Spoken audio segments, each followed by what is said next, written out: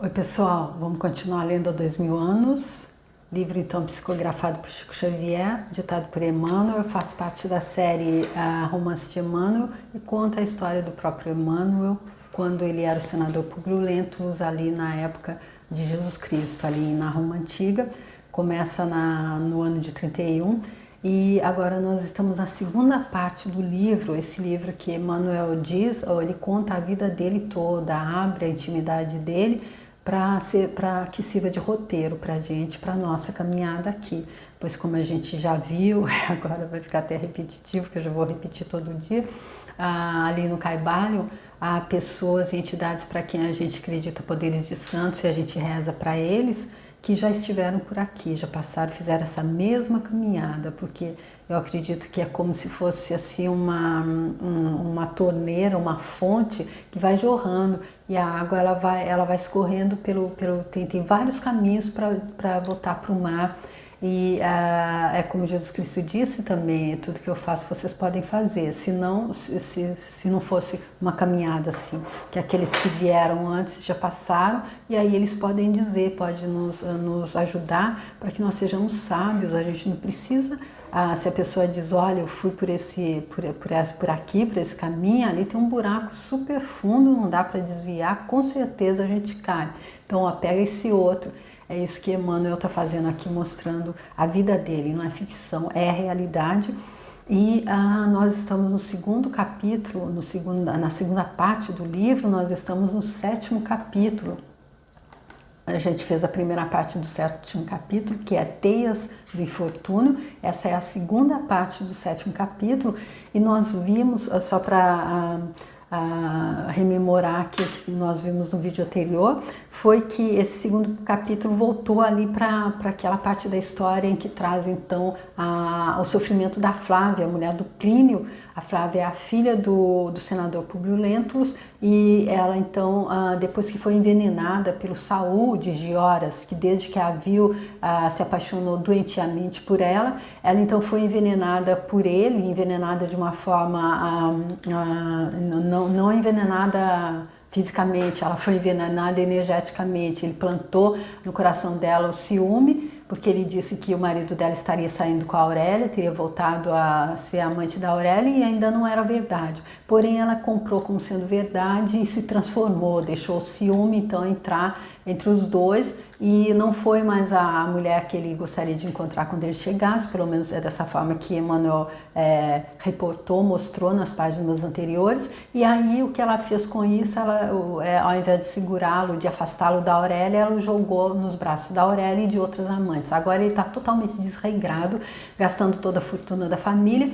E aí então o irmão dele, o Agripa, que também se apaixonou pela Flávia assim que ele a viu, porém quando ele viu que ela iria se casar com o irmão, ele se afastou. Ele foi para outra cidade e voltou agora com a morte da mãe dele, a Calpurnia, que morreu. Ele voltou e aí encontrou a Flávia toda triste ali, e então cresceu uma amizade entre eles, porque o amor que o Agripa tem pela Flávia, então ele viu que não é possível. Ele elevou esse amor, e agora o que há entre eles é um amor fraternal. E o mago que o Saul frequenta, disse a ele, contou a ele que a Agripa também gostava da Flávia, que não era ele o único que queria separá-la do marido dela. Então o Saul acredita piamente que eles estão tendo um caso, que a Flávia esteja traindo o marido dela com o próprio irmão. E aí então ele envenena agora, mais uma vez, energeticamente falando, com palavras, com insinuações, com inverdades, o Plínio, que acredita piamente nele. Por quê? Porque também, além disso, ele está emprestando dinheiro ao Plínio, que a gente viu que está gastando toda a fortuna da família, depois que ele passou a ter essa vida desregrada. Ele tem muitas amantes para sustentar, então não está dando dinheiro. E então o Saul, nesse vídeo anterior, então fez uma investida realmente, porque a primeira vez que ele falou falou com ela, ele falou mais ou menos assim, não mostrou. E dessa vez ele foi e disse, se declarou, disse que não pode mais, que ela tem que ser dele, e disse que desde que ele viu que ela estava saindo com outro homem, ou seja, ele insinuou que ele sabia que ela era amante do Agripa, e que então, já que ela era amante do próprio cunhado, ela podia ser amante dele também, porque senão ele morreria. Aí ela mostrou a ele, disse que o marido dela era infiel a ela. Ela disse que ele podia ser infiel, mas o problema dele, ela guardava a casa dele, os sentimentos dela, ela não seria infiel. Em outras palavras, ela disse isso, mas assim mesmo ele tentou então agarrá-la à força, e ela teve como é uma injeção ali de força, e conseguiu resistir aos avanços dele. Porém, quando ela contou para o Plínio, ele simplesmente não acreditou e disse que Saul era o melhor amigo dele. Ele acreditava sim que ela estaria tendo um caso com a Agripa. E aí terminou aqui a última frase do parágrafo do vídeo anterior, foi a seguinte: Saul de Gioras, como se tivesse todos os seus instintos assolados por aquele minuto em que tivera entre os braços impetuosos a mulher dos desejos impulsivos dele, jurava intimamente possuí-la a qualquer preço, enchendo-se dos mais terríveis propósitos de vingança contra o filho mais velho de Flamínio. Foi assim que continuou a frequentar o Palácio do Aventino, tomado das intenções mais sinistras. E por que ele pode continuar frequentando o palácio assim tão tranquilamente? Porque ela não contou para ninguém, nem para o pai dela, e o marido então já está ali nas mãos dele, ele não acredita realmente, além do mais ele está emprestando dinheiro para o Plínio, então ele jamais, então ele tem livre acesso ali, ele quer possuí-la a qualquer preço. E aí então ele tem sentimento de vingança contra o filho mais velho do Flamínio, porque o Plínio ele já afastou mesmo, já está nos braços da Aurélia, então agora quem ele acredita que está sendo amante, que está impedindo ele, então é o Agripa, e ele então tem sentimentos de vingança contra ele e intenções mais sinistras. Então vamos continuar para ver o que é que ele vai fazer, e eu peço a Jesus Cristo que possa me abençoar essa leitura, para que ela realmente seja feita de forma a trazer alguma forma de compreensão para quem ouvir, para quem esteja buscando entender isso que o Emmanuel está passando aqui, e que o próprio que Emmanuel e Chico Xavier possam me inspirar então, nos meus comentários, para que eles sejam pertinentes e não ao contrário, porque eles ajudem na compreensão, e não se não forem ajudar, que eu não os faça. Amém.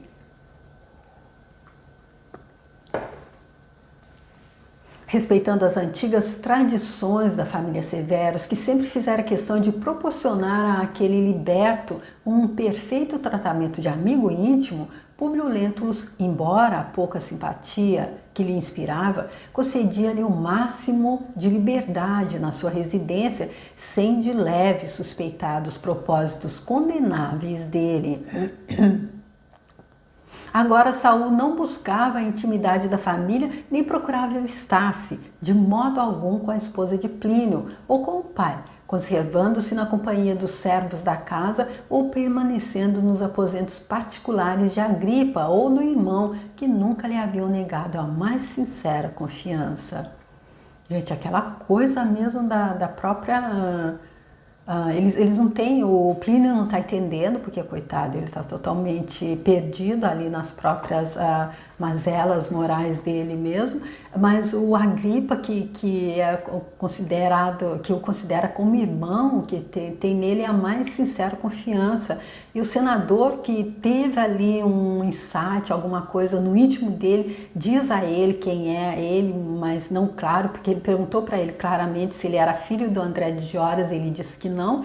Então, mas porém ele não sabe, a Flávia não contou, ela contou para o Plínio, porém não contou para o pai dela. Da sua permanência nas sombras, todavia, procurava observar os mínimos gestos do irmão mais velho de Plínio, que, atendendo à situação de abatimento de Flávia Lentúlia, se conservava horas a fio, muitas vezes em companhia do velho senador, nos apartamentos privados dele, ora prolongando as suas tristes esperanças no futuro com a possível compreensão do irmão, ora dando-lhes a conhecer os versos mais admirados da cidade, comentando-se fraternalmente as bagatelas encantadoras da vida social. Diariamente, contudo, o psicofanta Saul, e psicofanta aqui, Emmanuel explica que é uma pessoa que mente, uma pessoa ardilosa, uma pessoa que usa da inverdade, então para envenenar. A gente vê que realmente esse é um predicado bem aplicado aqui, então, para o Saul, que é exatamente isso que ele está fazendo. Diariamente, contudo, o psicofanta Saul procurava o marido de Flávia para colocá-lo ao corrente de fatos injustificáveis e inverossímeis a respeito da vida íntima da mulher dele.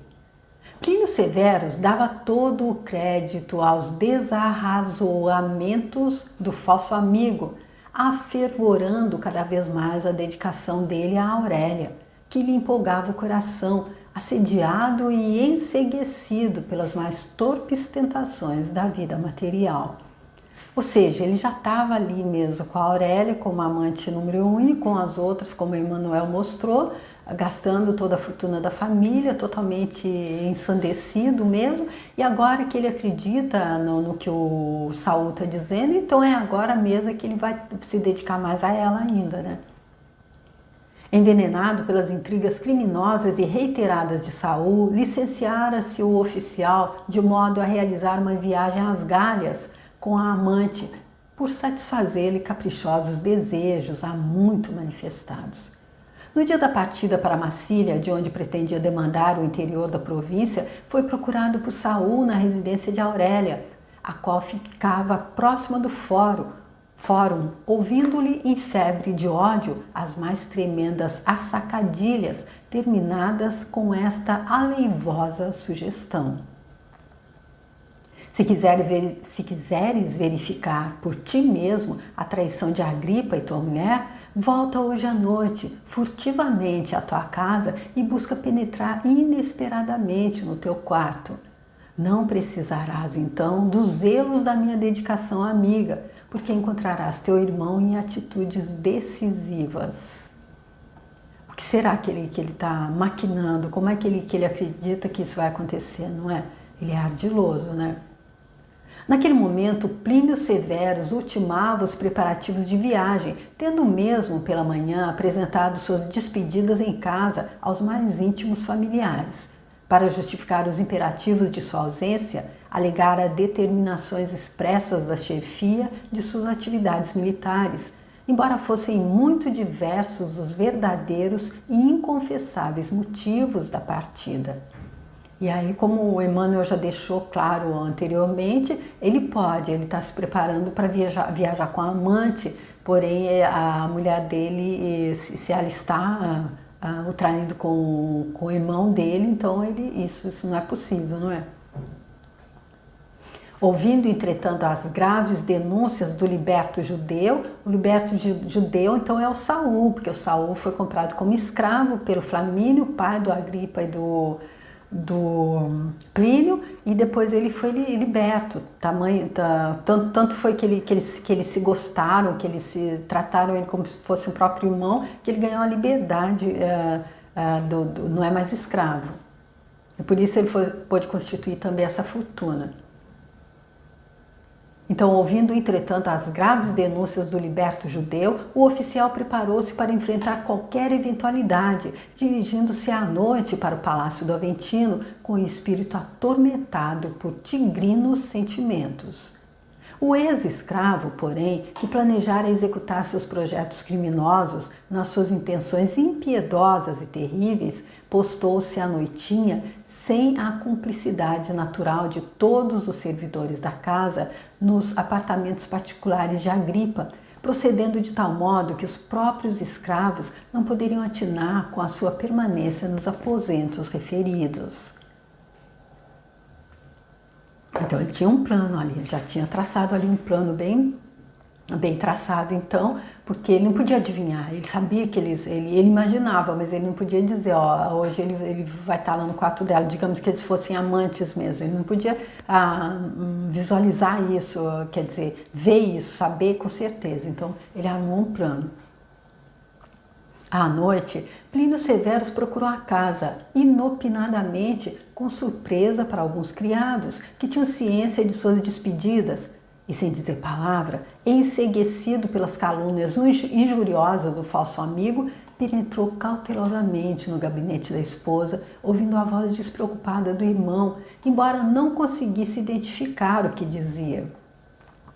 Abrindo um pouco a cortina, sedosa e delicada, viu Agripa nos seus gestos de carinho íntimo e fraterno, acariciando as mãos de Flávia com um leve e doce sorriso. Por muito tempo observou-lhes ansioso os menores gestos, surpreendendo-lhes as recíprocas demonstrações de suave estima fraternal, representados agora seus olhos cegos de ódio e ciúme como os mais francos indícios de prevaricação e adultério. Ou seja, se ele tivesse chegado ali e não houvesse todo esse envenenamento feito pelo Saul, ele não veria nada além de um cunhado ali que estaria sendo gentil, sendo amável fraternalmente com a mulher dele, já que eles estavam apenas acariciando a mão dela. E ele olhou por algum tempo, porém ele como está cego de ódio e ciúme, isso para ele é indício de prevaricação e adultério. No auge da desesperação, abriu as cortinas num gesto brusco, penetrando a câmara conjugal como se fora um tigre atormentado. Infames, acentuou em voz baixa e enérgica, procurando evitar a escandalosa assistência dos criados. Então é deste modo que manifesta um respeito devido à dignidade do nosso nome? Flávia Lentulha, com seus padecimentos físicos fundamente agravados, fez-se pálida de neve, enquanto Agripa enfrentava o terrível olhar do irmão singularmente surpreendido. Plínio, com que direito me insultas dessa forma? Perguntou ele energicamente. Saiamos daqui imediatamente. Discutiremos as tuas injuriosas interpelações no meu quarto. Aqui permanece uma pobre criatura enferma e abandonada pelo esposo, que lhe humilha o nome e os melindres com a vileza de um proceder criminoso e injustificável, uma senhora que requer o nosso amparo e o nosso respeito. Aqui então Agripa mostrando que ele está ali realmente, enquanto o Plínio resvalou ali para o vale, ele subiu. E agora então ele nem quer que a discussão seja ali na frente dela, porque ele sabe que ela não tem nada com isso. Ela é se pode se dizer assim, uma vítima. E ele diz para eles irem para o quarto dele. A gente já viu que quem está escondido ali no quarto dele é o próprio Saul. Os olhos de Plínio Severus fuzilavam de ódio, enquanto o irmão se levantou serenamente, retirando-se para os seus aposentos, acompanhado do oficial que fremia de raiva, agravada pela humilhação que lhe infligia a calma superior do adversário. Chegados, porém, aos aposentos de Agripa, o impulsivo oficial, depois de numerosas acusações e reprimendas, explodia em exclamações deste jeito: Vamos, explica-te, traidor. Então lanças a lama da tua ignomínia sobre o meu nome e te acovardas nesta serenidade incompreensível? Plínio, disse ponderadamente Agripa, obrigando o interlocutor a calar por alguns momentos. É tempo de pôres termo aos teus desatinos. Como poderás provar semelhante calúnia contra mim, que sempre te desejei o maior bem? Qualquer comentário menos digno acerca da conduta da tua mulher é um crime imperdoável.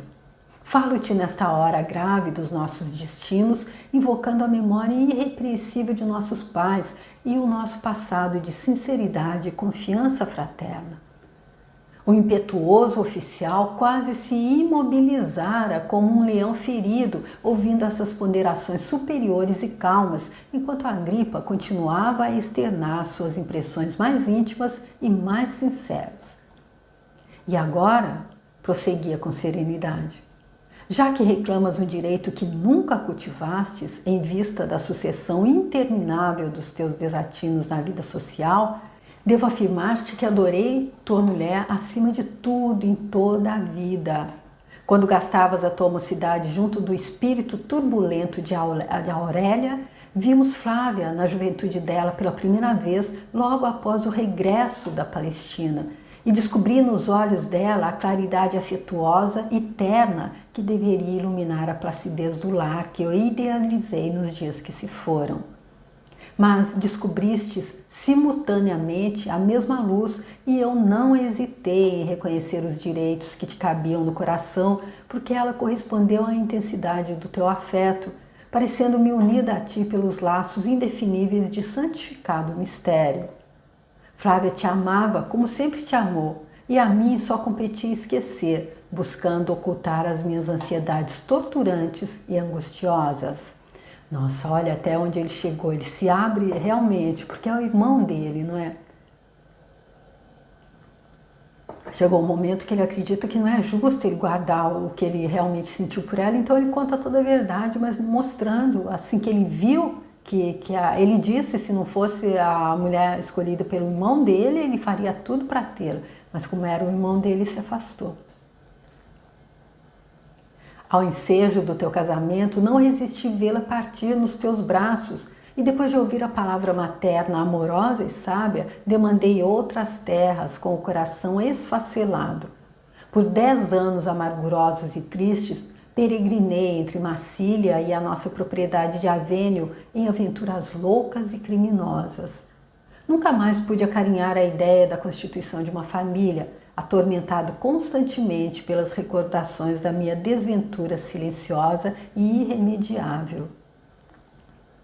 Ultimamente, voltei a Roma com os derradeiros resquícios da minha ilusão dolorosa e malograda.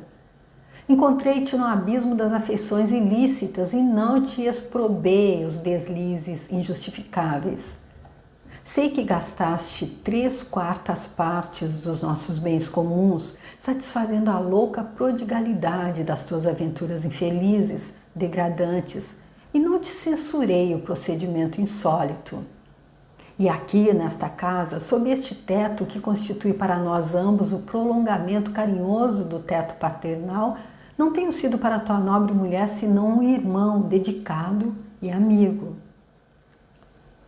Vendo-se acusado claramente por suas faltas e sentindo-se ferido nas suas vaidades de homem, Plínio Severus reagiu com mais ferocidade, exclamando exaltadamente na sua desesperação: infame, é inútil aparentares esta superioridade inacreditável.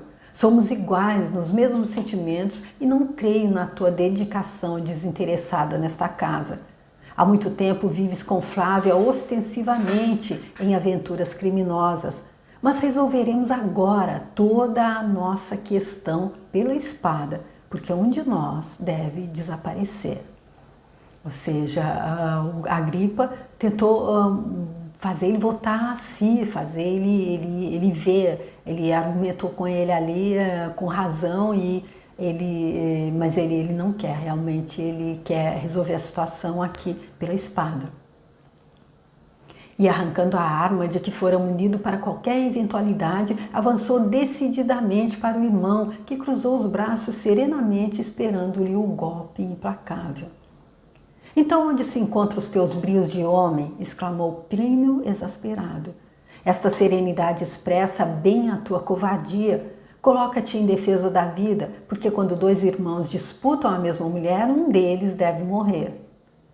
Agripa Severus, porém, sorriu tristemente, retorquindo: não retardes muito a consumação dos teus propósitos, porque me prestarás o bem supremo da sepultura, já que a minha vida, com as suas torturas de cada instante, nada mais representa que um caminho escabroso e longo para a morte. Reconhecendo-lhe a nobreza e o heroísmo, mas acreditando na infidelidade da mulher, Plínio guardou novamente a espada, exclamando: está bem, eu podia eliminar-te, mas não o faço, em consideração à memória dos nossos pais inesquecíveis.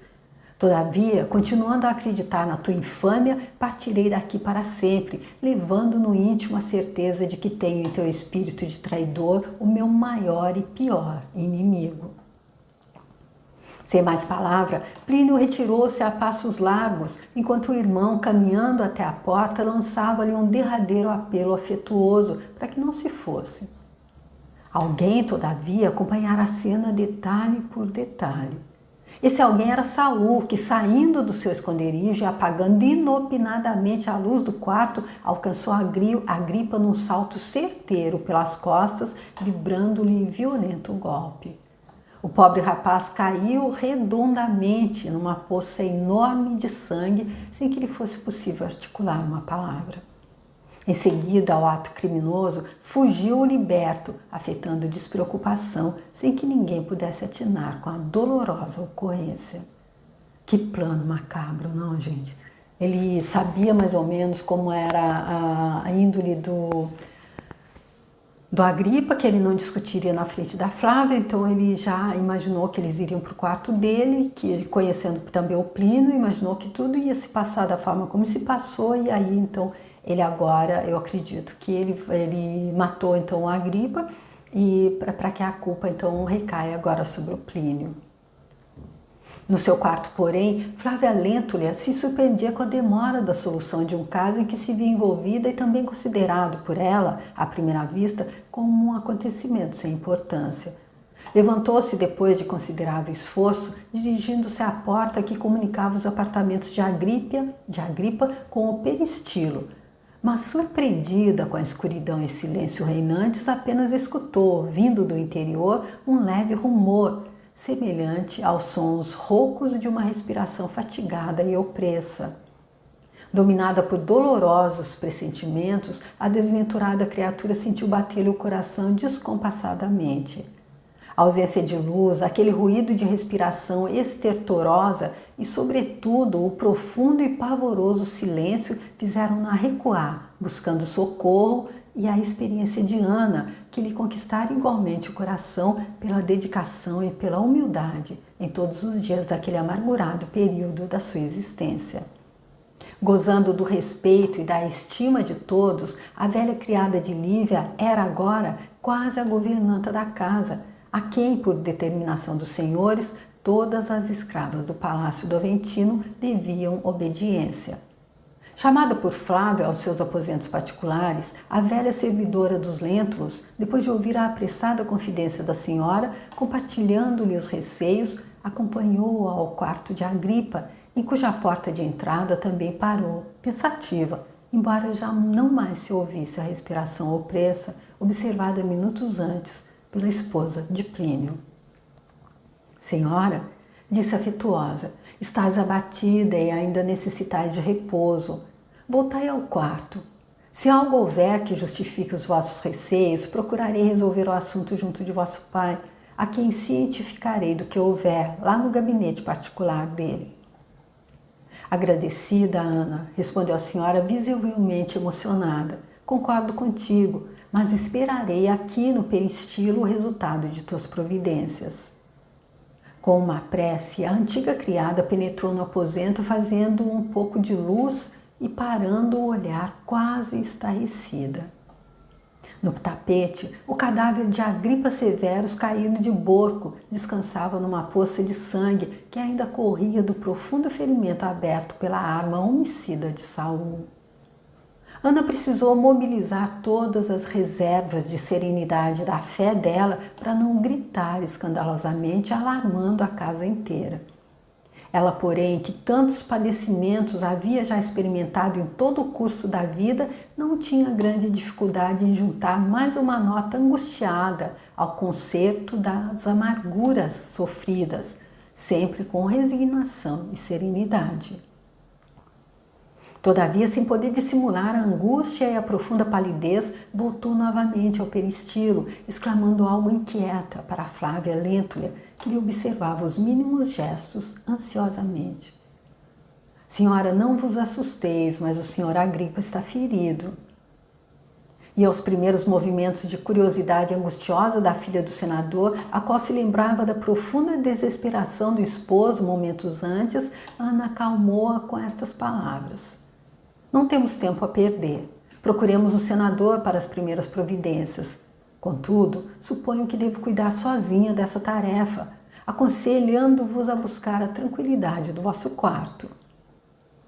Mas, silenciosas e inquietas, dirigiram-se as duas apressadamente ao gabinete de Públio, absorvido em numerosos processos políticos no seio tranquilo da noite. Agripa ferido? Perguntou altamente surpreendido o senador, depois de se inteirar da ocorrência pela palavra de Ana. Mas quem teria sido o autor de semelhante atentado nesta casa? Meu pai, respondeu Flávia entre lágrimas. Ainda há pouco, Plínio e Agripa tiveram séria altercação no interior dos meus aposentos. Públio Lentulus percebeu o perigo das palavras confidenciais à filha em tais circunstâncias e, como não podia acreditar que os filhos de Flamínio, sempre tão unidos e generosos, fossem ao extremo das armas, acentuou decisivamente. Minha filha, não acredito que Plínio e Agripa se abalançassem a tais extremos. E como se estivesse na presença de Ana, que por mais conceituada que fosse, agora, na sua confiança pessoal, não podia modificar a estrutura de suas rígidas tradições familiares. Acrescentou como se quisesse prevenir o espírito da filha contra qualquer revelação inconveniente que pudesse envolver o nome dele em escândalos sociais irremediáveis. Além disso, não me pareces muito certa em tuas lembranças, porque Plínio se despediu de manhã, seguindo viagem para Massília. Não podemos esquecer esta circunstância. Não se viu algum desconhecido nesta casa?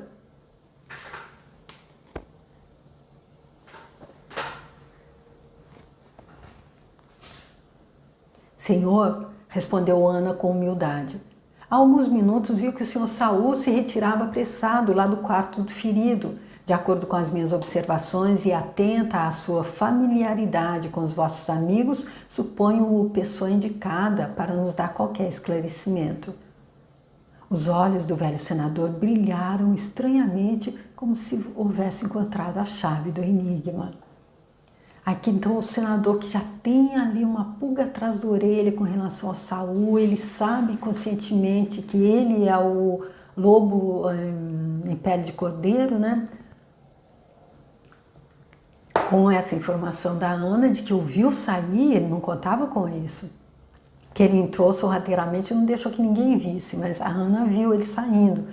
Então o senador parece que encontrou então a chave do enigma.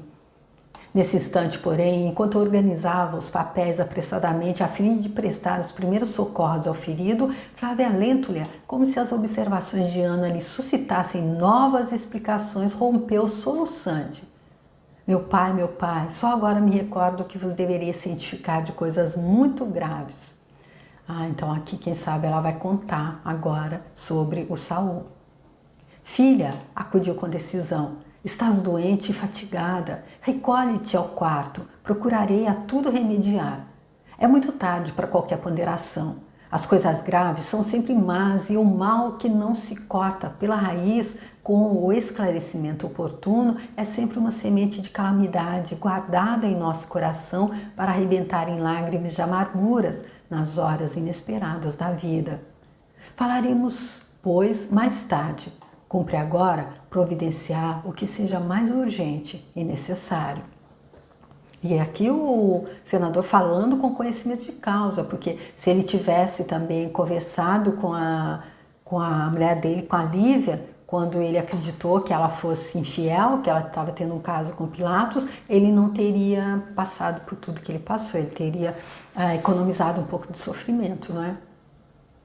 Retirando-se apressado com a serva em demanda dos apartamentos do rapaz, notou que Flávia obedecia, sem discussão, às suas determinações, recolhendo-se ao quarto. Penetrando nos aposentos de Agripa, em companhia da velha serva, Públio Lentulus conseguiu medir toda a extensão da tragédia ali desenrolada, sob o teto respeitável dele. Fechando a porta de acesso, o senador verificou que o filho mais velho do seu inesquecível Flamínio estava morto, restando saber os íntimos detalhes daquele drama doloroso, cujo fim sangrento era a única cena que ali se deparava. Ajoelhando-se ao lado do cadáver, no que foi acompanhado pela serva e a amiga leal, falou compungidamente: Ana, é muito tarde. O meu pobre Agripa já não vive. nem haveria possibilidade de socorro para um ferimento desta natureza. Parece haver expirado há poucos momentos. Alçando ao alto o olhar marejado de lágrimas, exclamou amarguradamente: ó manes de meu desventurado filho, acolhei as nossas súplicas pelo descanso perpétuo da alma dele. Todavia aquela prece morrera ali no íntimo, a voz tornara-se-lhe frouxa e oprimida. Aquele espetáculo hediondo abalara-o profundamente. Queria falar sem o conseguir, porquanto tinha a garganta como que dilacerada e rebelde sob a força dos singultos do coração que lhe morriam latentes na soledade da imperiosa fortaleza espiritual. Ana o contemplou aflita, porque os olhos dela nunca o haviam observado em atitudes tão íntimas em todo o longo tempo de serviço naquela casa. Públio Lentulus, aos seus olhos, era sempre um homem frio e impiedoso, em cujo peito pulsava um coração de ferro, que não podia vibrar senão para as loucas vaidades mundanas. Naquele instante, contudo, entre assustada e comovida, observava que também o senador tinha lágrimas para chorar. Dos olhos dele, sempre altivos, caíam lágrimas ardentes que rolavam silenciosas e tristes sobre a cabeça inerte do rapaz, também considerado por ele um filho, como se nada mais lhe restasse, além do consolo supremo de abraçar carinhosamente os seus despojos através do véu escuro de suas dúvidas angustiosas.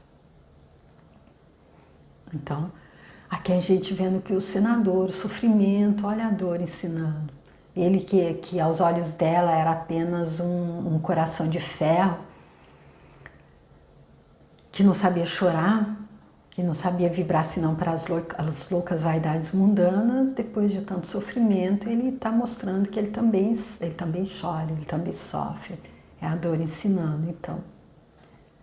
Então, eu fico aqui, vamos ver como é que vai continuar essa parte aqui tão dolorosa, tão triste, dessa saga do nosso Emmanuel enquanto senador romano Públio Lentulus, que acaba então aqui de verter lágrimas angustiosas, mostrando na frente da Ana, a escrava dele, mostrando que o coração dele então está como que fala, está se derretendo, que a dor está ensinando.